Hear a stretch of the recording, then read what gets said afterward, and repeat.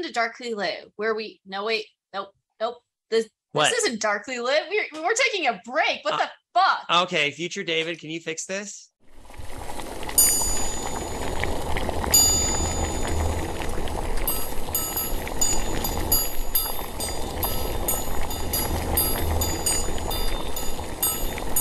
Welcome to Undercooked Analysis, where we read stories because we have to. This is like, okay, I am your host, David. With me are my wonderful co-hosts, Kaela. Hello. And Seid. Hello. This is like I think you pointed this out earlier. This is a darkly lit crossover with UCA. It wasn't necessarily planned that way, but that's just how it's working out. Yeah, just kind of how it happened. Yeah. We still are reading Devil in the White City, which will come out October 13th.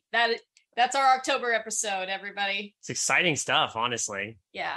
Was for a good while are we recording in September? Has it been 2 months already? Did I have 2 months and not read the book? I mean, I definitely still need to read the book. I've read it before. Don't get me wrong. I read it before, but I need to reread it. And it might be good for me to read during some of my downtime from work. Hey, if you listen to Dregs, you'll find out about the weird job I'm doing right now. We've had some interesting. Oh, should I just let you borrow the book then? I've been just bringing with me to work and not reading it. You might want to let me borrow it. We can just pass it back and forth. I don't know. I'm not going to be able to really read it a lot at work. I'm currently listening to the audiobook for Remains of the Day, which is not a horror novel. I'm reading it for a book thing. But for the most part, it's just butler in the 1920s to 1950s and his life as a butler and shit. But there's a weird part, and I posted this in one of our Discord chats. I can't even fucking remember because I think I posted the wrong one, whatever. Anyway, where so we got rich guy tells butler protagonist, hey, so I have a godson. His dad has been meaning to tell about the birds and the bees, but now he's 23 and engaged. So he's asked me to do it, but I'm too busy. So can you do it? And I'm like, hold the fucking phone. This kid is 23 and he needs a sex talk. Presumably he doesn't need to have. No, later on, the butler goes up to him. He's like, I need to tell you about the birds and the bees. And he's like, oh, I know all about that. And he's like, you do? I'm like, no shit, he does. Really? What the fuck? And it's this is some inept parenting right funny here. Part is, I don't think that's far off from today's parenting. In all honesty. Shit, I forgot to tell my kid. Might as well have his godfather tell him, fuck, I don't have the time. Butler, you do. This is what I pay you for. Butler's like a third tier godfather, right? Maybe, sure. Okay. It's like the next tier. It's like you go father, then godfather, then butler. I mean, I don't think Bruce Wayne had a godfather. That's why he was raised by Alfred. I mean, but Alfred is such a father, you might as well be his godfather. That's true. Guys, Alfred... I guess it depends on like where you're pulling your story from, but I feel like, he was enough of the family that he also would have been his godfather. Like that's a detail that wouldn't surprise me if it were canon. Yeah, I wouldn't be surprised if someone actually wrote that in, that like Thomas Wayne had named Alfred Bruce's godfather. That would have been something. Also, I just realized Alfred would have absolutely given Bruce Wayne the sex talk. Yeah. It would have had to. Yeah. He would, and then for some reason that was Bruce has the absolutely adverse turnaround from that. Instead of like understanding it somehow convinces him that he needs to dress up like a bat and beat people up. I don't want to be a bird or a bee. I want to be a bat. But I don't want to be a bird. Why is Bruce Wayne British? I have no idea. Because Alfred raised him anyway. Hey, so we have a story to read, and I found one that was submitted to us fairly recently by an author who would prefer to be known as Falstaff. Oh, isn't that wait, that's the name of a Shakespearean character, isn't it? Yes, actually, yes. And I'm trying to remember her from where? Which one? Like it was that like one of the Henrys? I think it was. It's like there's like a Duke of Falstaff or a. Oh fuck. Where I'm trying to remember what fucking play was it from? Sir John Falstaff. Sir John Falstaff, and he's in 3 plays. He's a recurring character because he interacts with all the Henrys. Yeah, and Henry the Fourth, Part 1 and 2, it's Henry the Fourth 1 and 2. What's the other one? And Henry V. And the future Henry V. Oh, he's also in Merry Wives of Windsor. Oh, interesting. So he's a buffoon character. Yeah. He's a recurring buffoon. So what is this Shakespearean character? So I will say, Falstaff writes to us, I write and publish mostly short horror fiction, but my long-term focus usually consists of fantasy novels and weird screenplays. Awesome. I wrote this story a couple months ago on a whim and have only looked at it a few times since to make minor edits. I'm not ultimately sure if it's creepypasta enough, but I'm proud of it enough to share it. If it sucks, let me hear it. Thanks again, and Haunted Mansion lovers unite. Hells yeah. Also, this doesn't need to be a creepypasta. No, it would just take short horror stories too. Yeah, we've I think all of us collectively we look back maybe fondly on some of it, but I think we've outgrown creepypasta as a thing, in my opinion. As one naturally should. Yeah. But we're still lovers of horror stories, weird fiction, basically anything that has kind of a creepy edge to it. Now, let me see if I'm pronouncing the title right. Procyonine? Oh, fuck, I don't know. Procyonine? I didn't study. I think it's Procyonine.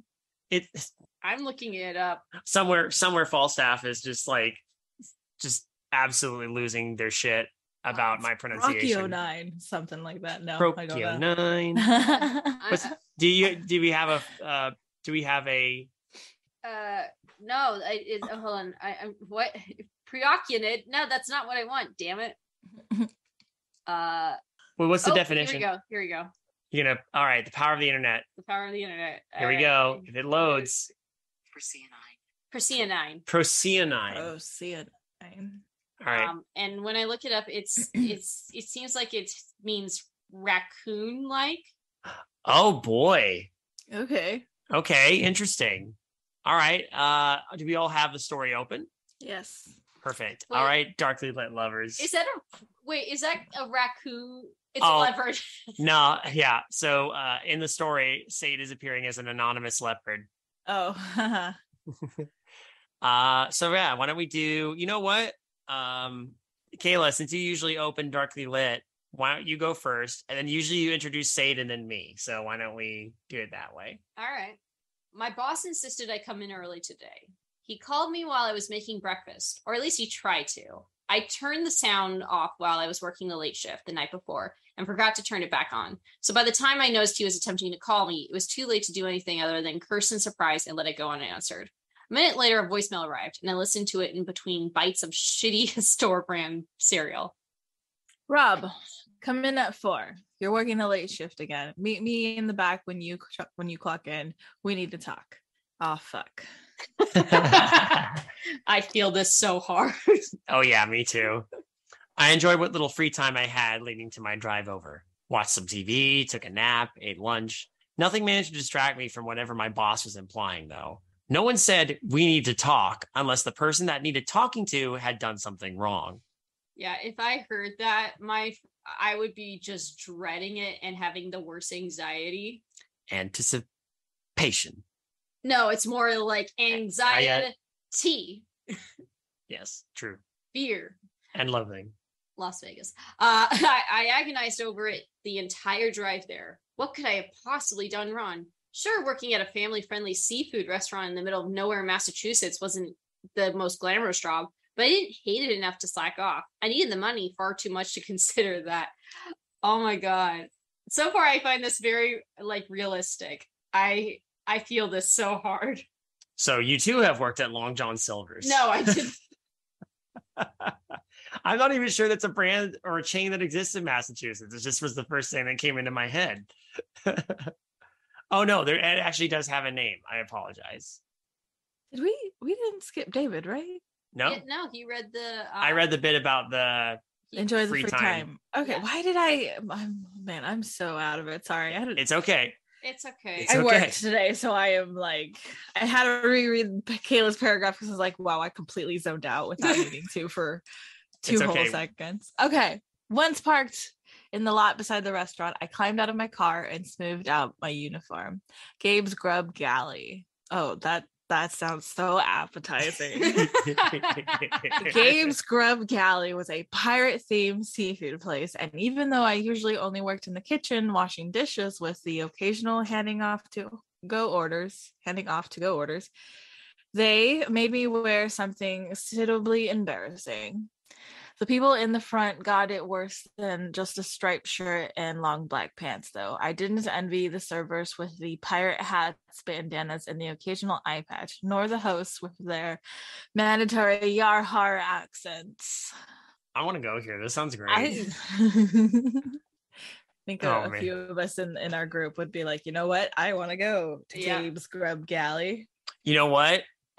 Me and Alan are so going to this place. Yeah, but like, after a long day at the Renaissance Fair in Massachusetts. Yeah, but David, it's a seafood place. I can find something, I'm sure. Maybe they got some cheddar biscuits. Ooh. Cheddar biscuits are you read my mind. I actually learned how to make the Cheddar Bay biscuits from Red Lobster. Yeah, so we never have to go to Red Lobster. That's not true.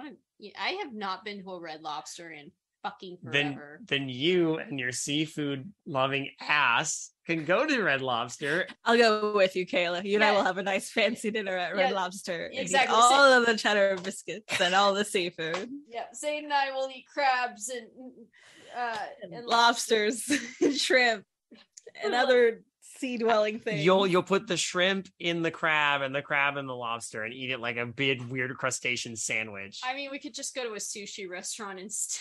Yeah, we'd probably just go to sushi instead. Yeah. All right, I'll get some spam musubi. I think you're up, David? Yes, I do believe you are correct. Seeing few cars in the parking lot, I walked in through the front door. I lingered in front of the bulletin board by the entrance for a moment, scanning the pinned contents. It didn't happen often, but sometimes there were ads for research studies that provided paid compensation. Even if it meant driving all the way to Boston, a little extra cash could go a long way. Unfortunately for me, however, it was a bunch of the same. Just people selling furniture, an ad for a movie night at the local library, a poster for a missing elementary schooler, and a woman looking for someone to rehome her large, uncontrollable-looking dog. No thanks. What is the ugliest uniform you've had to wear? Or... No, I know.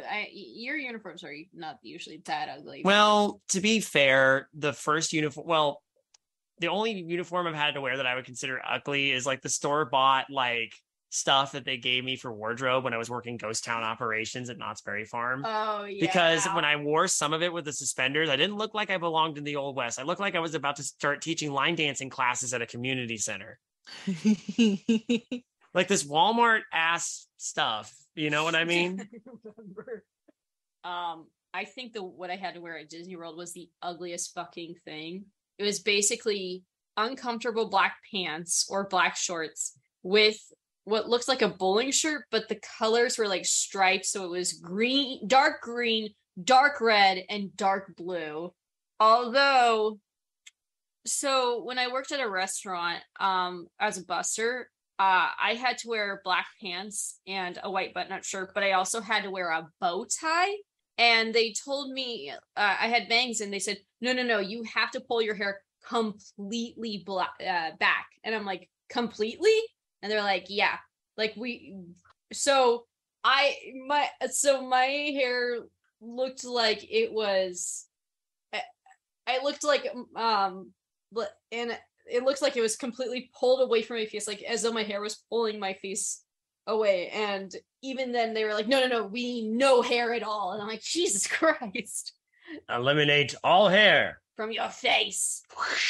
Everyone must see your face. So, and of course, like, my bangs weren't that long. So I'm like clipping them back with a hair clip. So it looked even weirder. So my hair looked like shit. I think it's your read. If you. Oh, is it? Oh wait, what about Seid? No, it's back to Kaela now. Yeah. Because I meant, what's the weirdest uniform you've had to wear? Oh, mine have all been pretty standard. Usually just like a shirt. Sometimes like it's a polo shirt with like maybe a little logo and just whatever pants. Mm-hmm. Nothing like really noteworthy, So sorry. No, that's fine. Fair enough. I mean, mine's not necessarily. I think you take the cake on this one because of The bully the anti-bang movement. Oh, the anti. God, I've never seen a restaurant that was so like, no, your hair can't be in your face at all. You must keep it completely back. I'm like, Jesus. Okay. You're on the one below. No thanks. No. Find anything? A voice called. I looked up at the start. It was my coworker Anne standing at the postodium. The postodium. The postodium. The post-millennial. The host podium beside the to-go desk and register. After a bit of sputtering, I managed to reply, no, I didn't. Didn't look like it. I'll stop. I leaned to the side, scanning the empty tables behind her. Slow day, I asked. It's a Tuesday afternoon. The kids are in school and the parents are at work. I shrugged. So are we. Should I keep going? If you want. I'll just finish off that page. Okay. I thought you worked the late shift these days, Anne digressed. She snuck a peek at the clock on her phone before slipping it back inside her skirt pocket. You have a skirt with pockets? I don't believe that. It's very practical. I like it. The fact that, damn, I wish all my skirts had pockets, the ones that I own. Mm-hmm. Doesn't seem very late at the moment. Sighing, I shook my head. It's not, but James told me to come in early. Her brows quirked. What for? No clue. I just know I'm in trouble. Anne clicked her tongue playfully. Be careful he doesn't make you walk the plank. Ha ha ha ha. There is a pirate themed pizza place within walking distance of where I live. Oh, what? Is that okay? So that one night when we were coming back from somewhere, I can't remember. We happened to see like what looked like a pirate themed pizza place, and it had like a whole ass pirate ship inside it. Yeah, I've never been. I've never heard good things about it either, though, which is why I wasn't like, hey, I'm going to take you to this pirate-themed pizza place. No, you took us to the pirate-themed mini golf. That was pretty fun. Yeah, that was definitely way better. So I'd rather do that. But like, it was surprising because I saw it. I'm like, wait a minute, is that like a Discovery Zone, but with pirates? If I go in there, will I see One-Eyed Willie's pirate ship? Man, could you imagine? Well, isn't that what like the new FNAF game basically is? I think it does have a Discovery Zone kind of aesthetic to it. Yeah. Discovery Zone doesn't exist anymore, right? No, it doesn't. No. I wonder if people know what the fuck we're talking about. Probably not. Commenters, if you know about Discovery Zone, you're old like us. If you don't know what Discovery Zone, as we established, you're a post-millennial. Anyway, where are we? Yeah. Oh, me. Yeah. I need to know what I did to worry about something like that, I lamented, resisting the urge to throw my arms up in the air. Hey, wave them like you just don't care.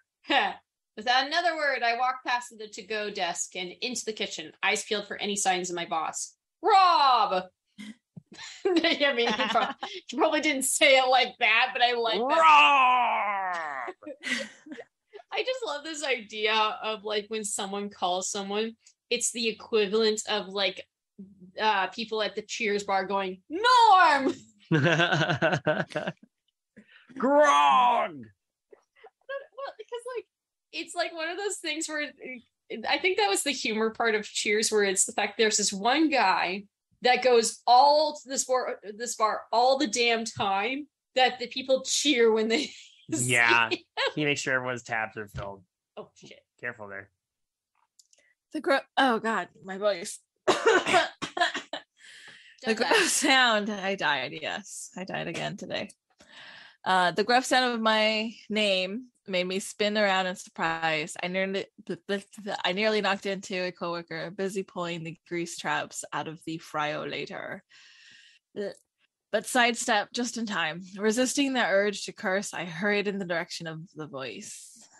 So I worked at a sushi place, and I did everything at that sushi place, from like waitress, host, fryer, rice cooker, sushi chef, and cleaning the fryers and the grease traps is like one of the worst things I've ever, in like all the different jobs that I've had. So that was my little reason for gagging right there. Oh yeah, I get you. The worst possible thing.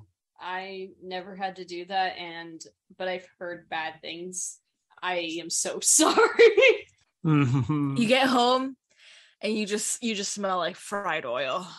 That's all you smell like when you get home. I'm debating if that smells good the first time or No, okay. it's always bad.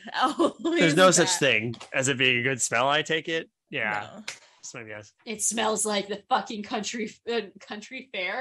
No, it is country fair. Wait. Yeah. Yes. Yeah. It's country fair or county fair. County fair. That's County fair. Country fair. I haven't been to a county fair for fucking ever because the one in like that's the one thing I will say about like the Los Angeles area. The county fairs here are complete shit. Like because they don't beware, a bunch of LA County Fair fans are gonna come try and find us and destroy us now. Oh no, how dare you. But come on, like, okay. Like it's not if you go to a county fair in any other place that has like a rural type feel, there's a feel that county fair has the feel that you want. That's but if you're in LA, it doesn't get that like feel. Well, in LA, that kind of makes sense because I feel you're so close to like theme parks. Yeah. Different theme parks. Yeah, they have the county fair thing in spades, man. Yeah. Well, it also go ahead. No, I got nothing. Because I was gonna say I used to go to the Skamania County Fair as a kid, and like there's like fried food, and there was like these were like the rides that like were gonna break down. Like it had that, and then like oh we got our prize pigs and shit. It had that feel, and also there was a parade and shit like that. Right. Where the parades were basically people who decorated their fucking like tractors or whatever the hell, and would have like competitions for that shit. But LA doesn't understand. I don't think LA fully grasps that. I mean, it was only not too long ago that LA got a haunted hayride, and they actually got it right. You know, think of it that way too. I have to take you to an actual county fair. I can see it. I don't think you fully grasp. Come up here for the Washington County Fair. Yeah. As long as it's not hot and dusty. It is hot and dusty, but that's the point. Yeah, I don't want to go to a county fair if it's hot and dusty. Fuck that. Well, so anyway, it was my boss, of course. James stood by the back door, arms crossed tight against his chest. His lips formed a tight line, and his bushy brows knitted above his nose in a visible lack of amusement. When my eyes met his, he unfolded an arm and curled a finger toward himself in a come here gesture. I complied. Is this going to get sexy? Ew. I doubt it. Should I just finish this page? If you want. Yeah. Okay. What is it, sir? I asked. You were on trash duty last night, right? I nodded, brow quirking. Yeah. In that case, do you mind telling me what the hell do you did with the garbage? The hell do you did? What the hell do you did? I paused a little, taken aback. The silence passed in between us, punctuated only by the humming of old equipment and shouted seafood orders. I'm sorry, but I don't know what you're talking about. I took the trash out, threw it in the dumpster like I always do. That wasn't a lie. I hadn't done anything wrong, or at least I thought I didn't. Then again, how hard could it be to mess up trash duty? Sure, it sucked, but it wasn't hard. For some reason, my brain wanted to read it as, then again, how hard was it? Oh, fuck, you moved away from it. I'm sorry. How hard could it be to mess up trash dirty? Like, my brain wanted to say that, and I know it wasn't right.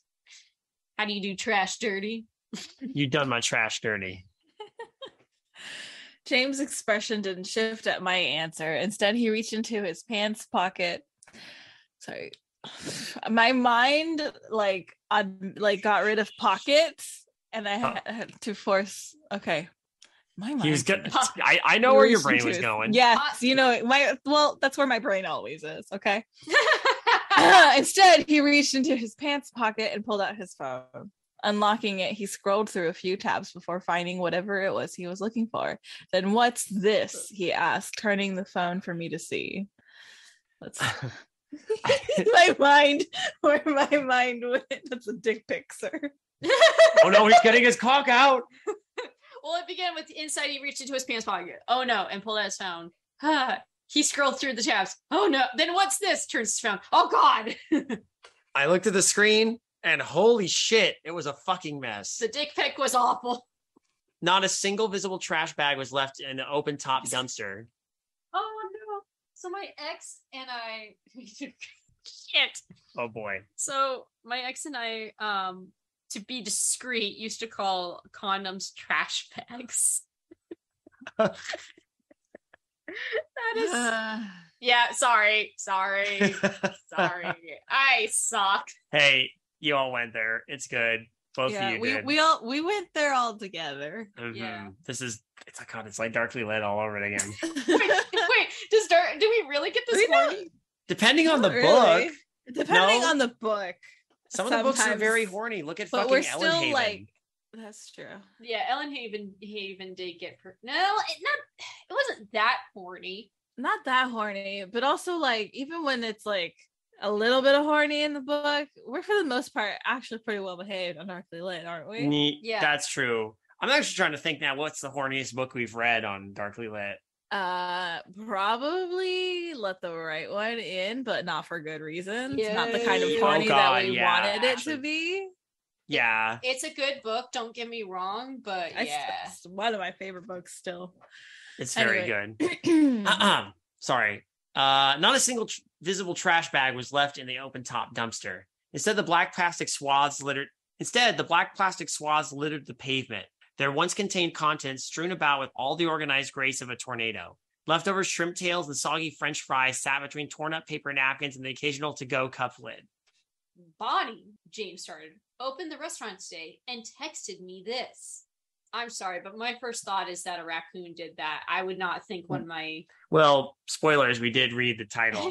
Yeah, we deciphered the title at the beginning, so we kind of got a spoiler there. Something akin to a raccoon is involved.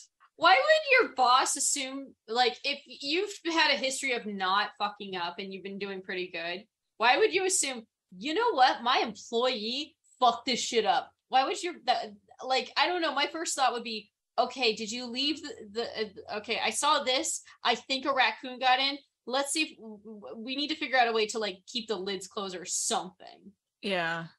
Not, oh, clearly my employee decided to dig through the trash. Yeah. Go have a party. I tried to answer, but for an agonizing few seconds, only baffled, sputtering syllables escaped me. Finally, I managed to regain control of my tongue enough to reply, I didn't do that, I insisted, glancing up from the phone. Honest to God, I have no idea how it got like that. It must have been a raccoon or a stray dog or something, but it wasn't like that when I left last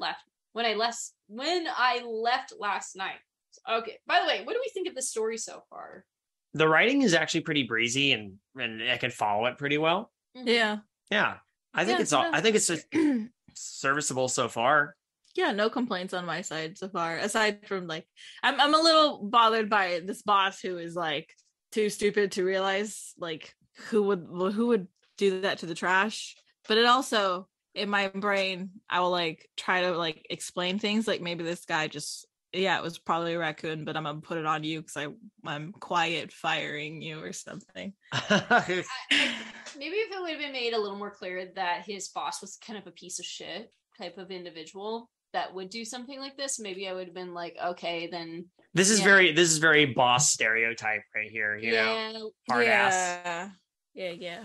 But I think a little more slight development before that would have been. Yes, I get it's a stereotype, but I don't know. Just I don't want to rely on a stereotype. Yeah. Well, I mean, we'll see where it goes. I guess it's not bothering me too much right now. Well, whoever did it, James uttered, eyes burning into mine. They better not do it again tonight. Understood? Because I don't need my employees spending precious work time picking up after someone else's mess. I nodded so fast my head must have blurred. Absolutely. His eyes narrowed, but he pocketed the phone and stepped away. Good, now get to work. I don't think I started breathing again until he was out of earshot. And page break. Oh, is it B? Yeah. Oh, E. This goes fast. That's right, Gracie. I'd spent the next several hours trying and failing to push the image out of my mind, but no amount of change counting or doggy bags could distract me. It had to have been a raccoon, right? A raccoon made more sense than a dog. sure, the open end of the dumpster was high up, but those little suckers could climb. Yeah, they can. Oh yeah. Oh yeah. Oh they can yeah. get into anything that is the size of their skull. Oh yeah. Yep. I've seen, there was one time when I was dropped off late at night at one of my apartments, and I saw like 4 raccoons on top of the trash can nearby where I had to pass by, and I was freaking the fuck out. I was like, how do I get home? And I just kind of bolted. They'll hiss at you. Yeah. Oh yeah, they'll hiss. They give no fucks. A dog wouldn't have been able to grab a bag unless it was big, like a German Shepherd or something. And someone would have noticed a giant dog rooting in the dumpster. Yeah, it's raccoon.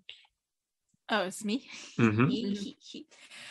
But if it had been a raccoon, how could it have possibly made all that damage? Raccoons were tiny things, weren't they? They got hands, dude. They have fucking little sneaky conniving little hands. Okay, anyway, sorry. I hadn't seen one in person before, at least not up close. But I had to assume, sorry, what? It's like, oh, I'm sorry, the lucky them. But I had to assume they were small. I pursed my lips, handing a woman her money and watching her walk out the door. Then again, the trash had been left unattended last night. The raccoon would have had a lot of time to tear open the bags and get what it wanted.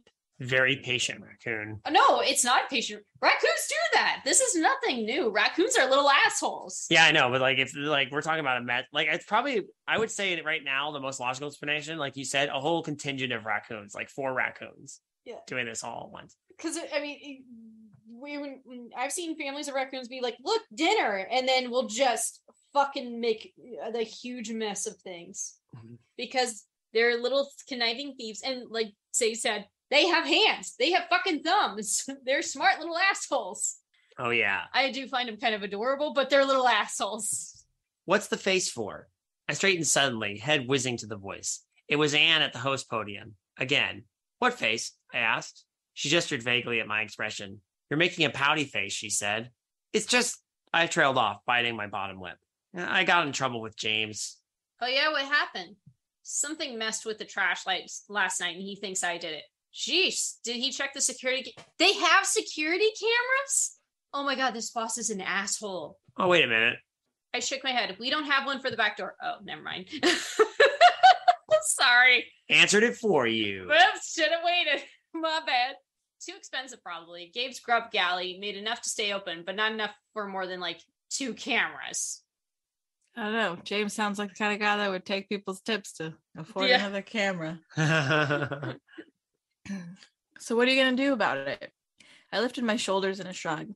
Hell if I know. Just hope it doesn't happen again. I don't want a raccoon to get me fired.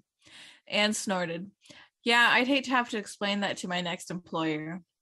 A sigh whistled past my teeth. You and me both. Could you imagine during a job interview? It's like, so why did you leave your last job? Well, I got fired because my boss doesn't understand how raccoons work. I got fired because my boss is too cheap to buy a lock for the dumpster to keep raccoons out. Or, bears. What if there's bears? I guess maybe we only have to worry about bears. Bears? I guess in Massachusetts there wouldn't be. Well, I don't know, but it's more often than not, it's going to be raccoons rather than bears, especially especially since this is in near the Boston area. Mm-hmm. Fair point. I spent the last couple hours of I spent the last couple of hours before closing bussing dishes. The door leading to the dumpster sat only 10 feet away, taunting me the whole time. Thanks to the slow day, I hadn't brought anything out to the dumpster, but that didn't mean I wasn't casting glances to the exit.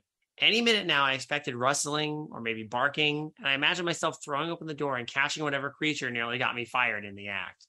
The raccoon perpetrator in my mind was a fat yet nimble thing, climbing open the grimy metals siding of the imaginary dumpster before tearing open the heavy-duty black trash bags with its teeth. It gorged on the remnants of the workday, relishing all the while my paycheck grew further and further out of reach. It didn't know any better, of course. How could it possibly? It was just a dumb animal. Couldn't comprehend capitalism or fathom the concept of rent, but I hated it all. I'd like to be a raccoon and not fathom the concept of capitalism, but that's just me. Yeah, that would be nice. I would love to be a pampered house cat. That's what I would like to be. Yeah. I'll be a raccoon. Have little grabby hands and dig through garbage. Yeah, but like cats can like jump on shit and basically. So can raccoons. But cats are taken care of. They're some fed. raccoons are taken care of. It's called garbage. The difference is a cat has to live in a house oftentimes. And oh no! Raccoons can come and go where they please. Oh no! A cat has to live in a warm house. A warm house with someone that will take care of it and love it and feed it. Raccoons have to like walk in the goddamn rain. Yeah, but then you have to shit in a box. I can shit wherever I want if I'm a raccoon. I see David's priorities is he just wants to shit wherever he wants to. It's my dream, gang. I hope don't shit on my dream. Are you pained every day that you have to shit in the toilet? Yes. It sucks.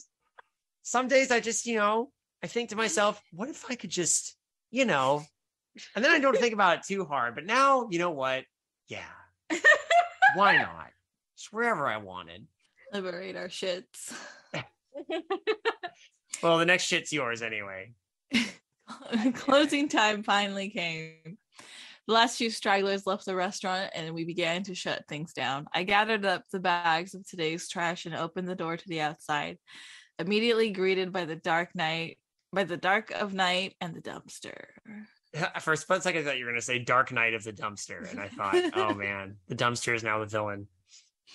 I hung in the doorway for a few moments, sticking my head out. I left, right, then left again, like I was preparing to cross the street, waiting for movement or noise. Anything to tell me that I wasn't alone. But there wasn't anything out there. If the raccoon was in the area, it was just out of sight. Sign, I finally passed over the threshold, bags in hand. I tossed the black, swollen bags of leftover food into the dumpster, their contents hitting the bottom of with a thud as they impacted the grimy metal. My work done, I spun on my heel, wiping my fingers on my uniform as I walked back into the building. Shutting the door behind me, I lingered beside it for a few minutes and tried to pretend I wasn't there. It was all I could do not to press my ear up against the wooden surface, expectant. I'm sure the others were doing productive things like sweeping the floors or rolling the silverware. But I was too focused on the thought of vindication. I reached into my pocket, fingers readily grasping my phone. If I took a photo of it in the act, James would have to believe me when I said I hadn't messed up the trash. How could he not? Maybe he'd even apologize. That'd be the day. Or you could, if you can't... A union. Sorry. Yeah, unionize! Fuck yeah! Also, it baffles me still that this boss is so dumb that he's like, nah, clearly my employee did this. Why? Well, that's why I'm going with the explanation of he's just putting it on the employee intentionally so he can write him up and maybe get him to quit.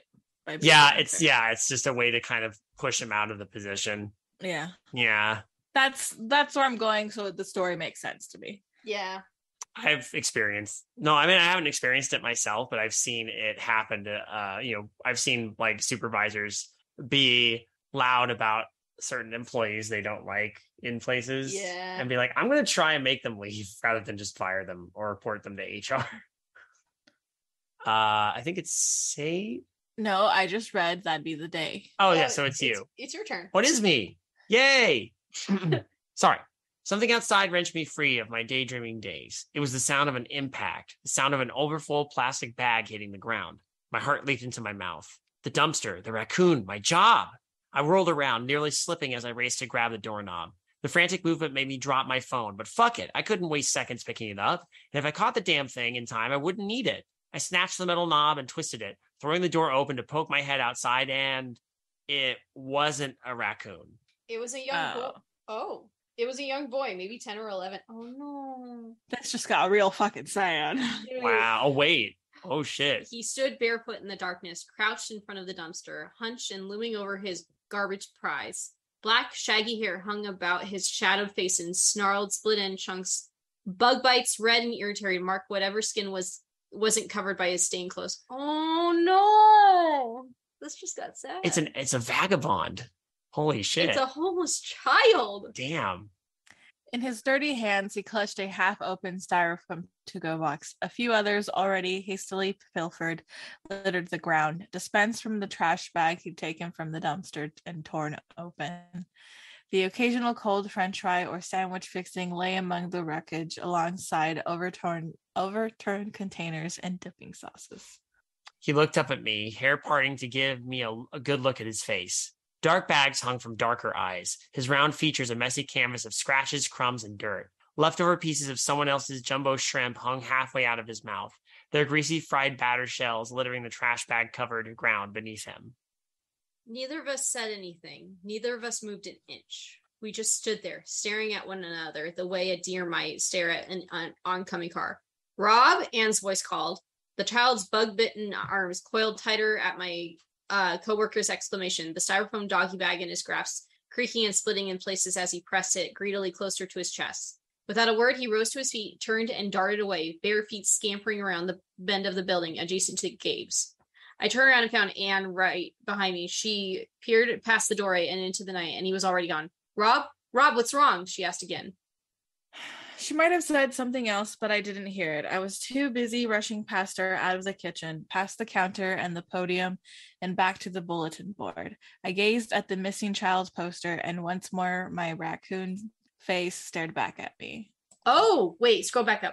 Yeah, because I saw that. I was like, okay, there's going to be something with this bulletin board. Missing child feels like the most, like, it got kind of about it. Yeah, I there's a part of me that kind of picked up on that too, but then I completely forgot about it. We forgot about it because we were just talking shit a lot. Not talking shit about the story, but just like talking shit amongst ourselves, and then we got focused. No, I think the story did a good job of like getting you so focused on the idea of a raccoon that you forgot about the missing child poster. Yeah, because it is something that you would immediately, especially like if you read a lot of stories where, you know, darker subjects, that's something you immediately like hook onto. Yeah, in the back of my head, I definitely remember there was a missing child's poster, but then like I wasn't necessarily. You know what's interesting? I like that it wasn't a monster, and I like that it wasn't a raccoon. I like that it was a feral, basically like seeming like a feral kid. Mm-hmm. And that it's more like a tragic. This is more tragic than horrific. Yeah. It's weird, and it doesn't need to explain everything, which I kind of appreciate. I think this is also, like it says, this is a smart way of making you not focus on the child and keep thinking, oh, it's a raccoon. Mm-hmm. So when the twist does occur, you're like, oh shit. It's like, oh shit. Oh yeah. You know, you gotta like put it, you have that like gratification of like putting it together, like, oh, that's right. Here's another thing I noticed. This is a small thing, but and I don't know if this was intentional, but the fact that they're working at a pirate themed restaurant, and you know there's Rob and James, but and then there's Anne, and another coworker's brought up his name Bonnie. We have Anne and Bonnie. Oh my god, I love it. Okay, that's good. That's good. I like that. I really hope that was intentional because I love it. Yeah, I like that. This was fun. I'm intrigued. I'm definitely intrigued. I think it was a fun, light, and a pretty well put together little read. Mm-hmm. At only 9 pages, short. Doesn't overstay its welcome.